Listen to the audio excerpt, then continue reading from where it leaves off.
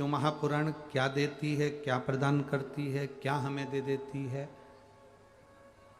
हम एक बात वनी यवतमाल की इस पवित्र काशी शिव महापुराण की कथा में कहना चाहेंगे।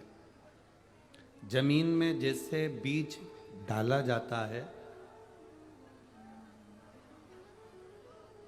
जमीन में जैसे बीज बोया जाता है और जमीन में बीज डालने पर वो बीज केवल एक ही उत्पन्न नहीं होता है। जमीन में जब बीज डाला गया तो उस बीज से हजारों बीज उत्पन्न होते हैं।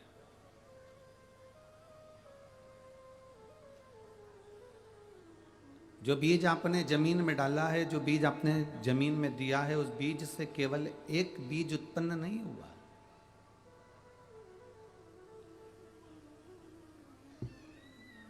उस बीज से ना जाने कितने बीज उत्पन्न हुए। शिव महापुराण की कथा यही कहती है, एक बीज से जैसे बहुत सारे बीज उत्पन्न होते हैं और उससे फिर नए पौधे का निर्माण होता है, नई फसल का निर्माण होता है, नई चीजों का निर्माण होता है, उसी तरह आप अगर एक लोटा जल देवादिदेव महादेव को चढ़ाने के लिए जा रहे हैं, कहने को वो एक लोटा जल है। पृथ्वी में एक बीज बोया तो कहने के लिए वो केवल एक गेहूं का दाना है, वो केवल एक मक्का का दाना है, केवल एक वो ज्वार का दाना है, केवल एक वो बाजरे का दाना है, केवल एक वो धान का दाना है। वो केवल कहने का है कि हमने एक धान बोया है, हमने एक गेहूं को लगाया है, हमने एक आम का बीज बोया है, हमने एक अंगूर का बीज बोया है, हमने एक मौसम्बी का, एक संतरे का बीज बोया है, हमने एक कपास का बीज बोया है।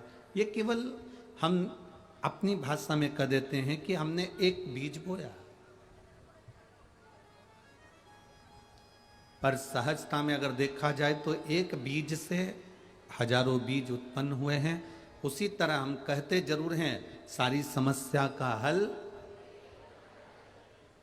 जम के बोलो जरा, सारी समस्या का हल।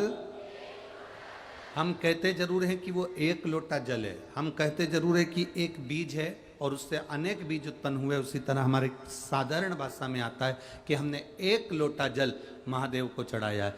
जैसे एक बीज से अनेक बीज होते हैं और अनेक बीज से लोगों का उदर और मन दोनों तृप्त होता है, उसी तरह एक लोटा जल जब हम महादेव को चढ़ाते हैं तो हमारी 71 पीढ़ी के लिए वो प्रसादित होकर उसका सुख हमारी 71 पीढ़ी को प्राप्त हो जाता है।